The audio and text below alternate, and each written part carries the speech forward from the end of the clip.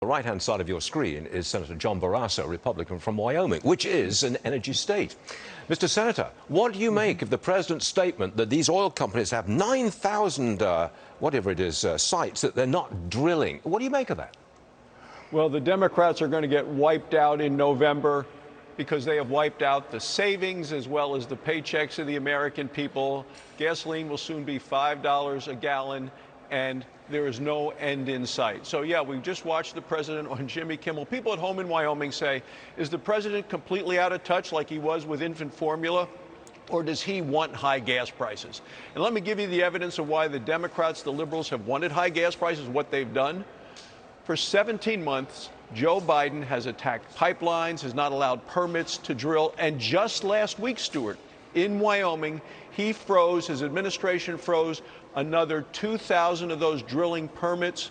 You can't get the leases. They've canceled thousands more leases across the Rocky Mountain West just last week.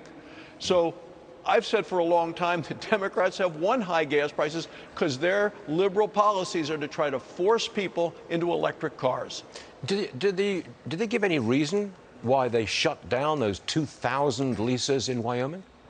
Oh, they want to do more environmental studies. They want to talk about that. They've gone after 2,000 there. It's over 4,000 across the Rocky Mountain West. So I don't know if the president isn't being informed. But look, his Secretary of Energy, his Secretary of Transportation, they say you don't like high gas prices, just go buy an electric car. Yeah. I mean, the fact that they're costing, over $50,000 on average for an electric car, families cannot afford that. They can't even afford to put food on the table under this Joe Biden inflationary economy with 40-year high inflation. This is a president who is out of touch with the American people and tone deaf to the pain that he is causing people all across this country. I just want to talk to you about intimidation of federal officials.